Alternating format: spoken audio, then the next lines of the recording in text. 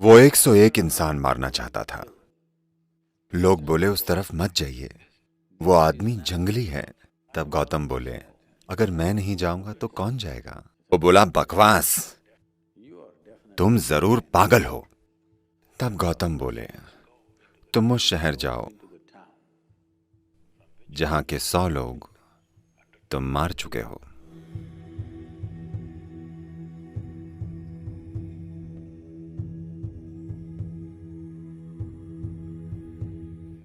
तो एक आदमी था, उसका असली नाम हम भूल चुके हैं। लोगों ने उसे अंगुलीमाल नाम दिया था।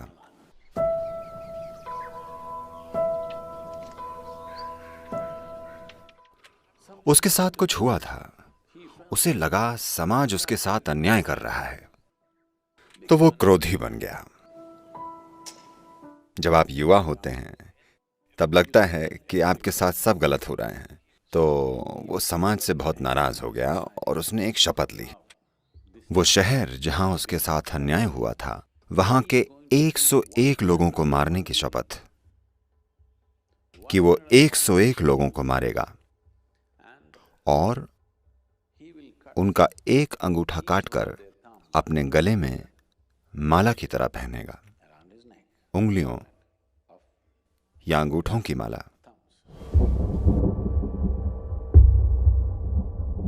तो वो ऐसा करने लगा और लोग वहां जाने से डरने लगे। वो रहता तो जंगल में था, पर और भी कई जगहों तक पहुंचने का वही रास्ता था। लोग मारे गए। कुछ सालों में उसने 100 लोग मार डाले अपनी वासना मिटाने के लिए, और वो एक और मारना चाहता था। तो एक दिन गौतम बुद्ध उस नगर में गए। तब तक वो उंगलियों की एक माला पहन चुका था। लोग उसे अंगुली माल कहते थे, यानी जो उंगलियों की माला पहनता था। अपनी शपथ पूरी करने के लिए उसे बस एक और उंगली चाहिए थी।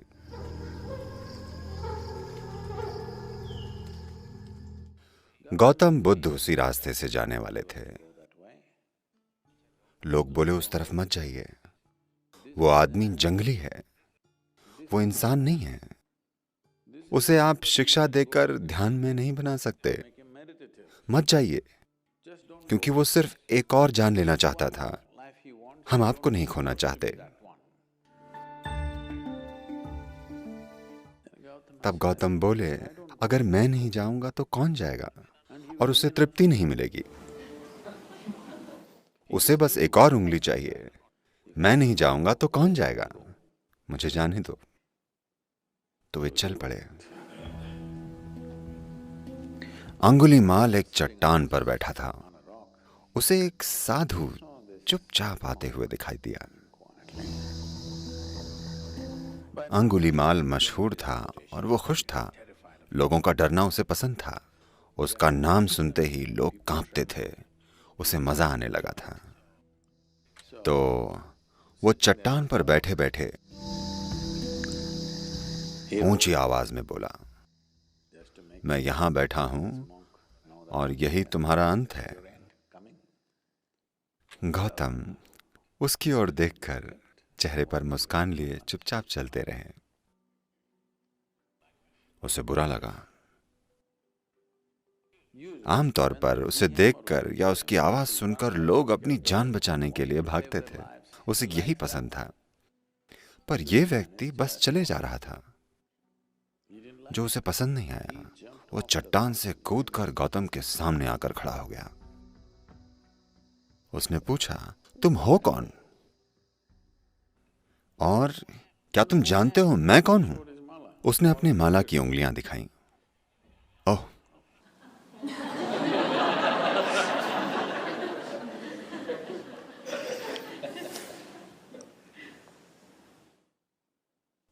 और तुम मेरे बारे में जानते हो? गौतम बोले, मैंने आपके बारे में बहुत कुछ सुना है, तो क्या करें? वे चलते रहे। तुम जा कहां रहे हो? मैं बात कर रहा हूं और तुम चले जा रहे हो। गौतम बोले, मैंने बहुत पहले ही जाना बंद कर दिया था।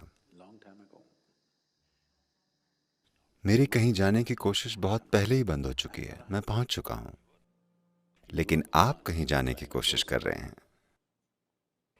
तब अंगुलीमाल हंस पड़ा। वो बोला, बकवास, तुम जरूर एक पागल आदमी हो। मैं यहीं खड़ा हूं और तुम कहते हो मैं जा रहा हूं। तुम जा रहे हो और कहते हो रुक चुके हो। तुम्हें हुआ क्या है?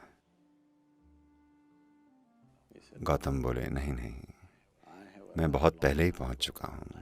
मैं कहीं नहीं जा रहा। लेकिन आप कहीं जाने की कोशिश कर रहे हैं। लेकिन आपको तरीका नहीं पता। आपको मेरी उंगली चाहिए या मेरी गर्दन? मेरे सिर को पेंडेंट बनाकर लटका लीजिए। उंगलियां तो हैं ही। अब मेरा सिर लटका लीजिए, यह हार में अच्छा पेंडेंट होगा। क्योंकि मुझे मंजिल मिल गई है। अब मेरे शरीर से यहां होने से कोई फर्क नहीं पड़ता। आप जो चाहें कर सकते हैं।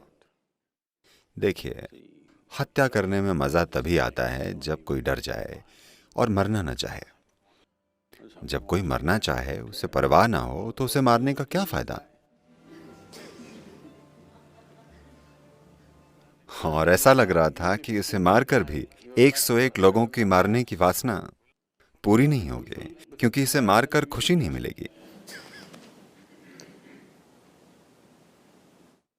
फिर वो बोला, मुझे बताओ ये क्या है? तुम चल रहे हो पर कहते हो रुक चुके हो।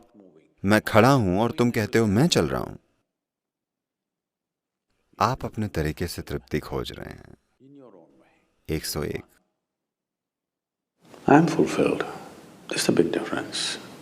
मैं तृप्त हो चुका हूं, यही बड़ा फर्क है। आप मेरी जान ले सकते हैं अगर आपको लगता है कि आप तृप्त हो जाएंगे तो, क्योंकि लोगों को तृप्त करना ही मेरा काम है। अगर ये इतनी आसानी से बिना शिक्षा के मेरा गला काट कर हो जाए, बस काट दीजिए। समस्या क्या है? तब अंगुलीमाल उनके स्टार शिष्य बन गए।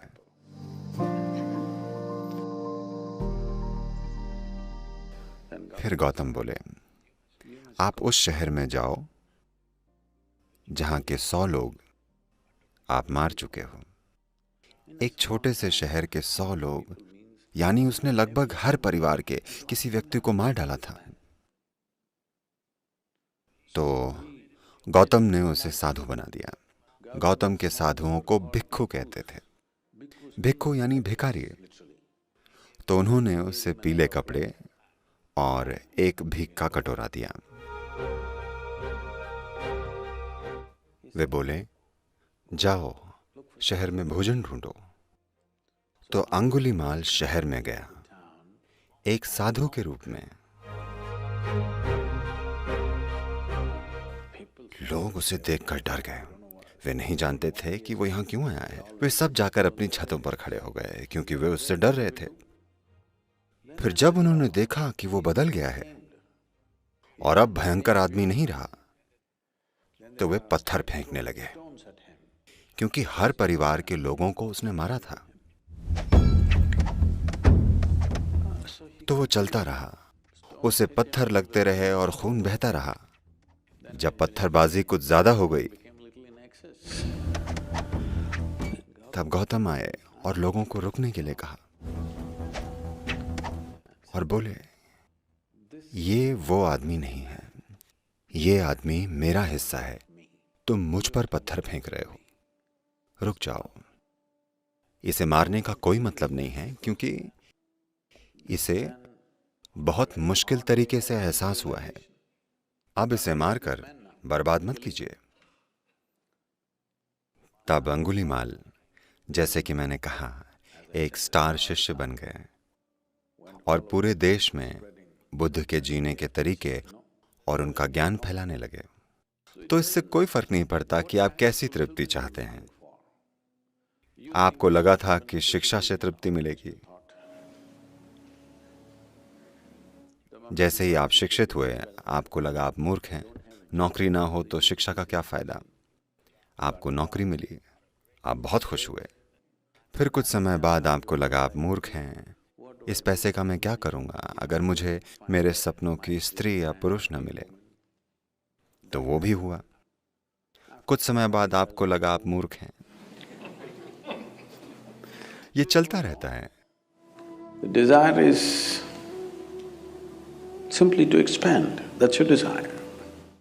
इच्छा यानी विस्तार की चाहत, यही आपकी इच्छा है।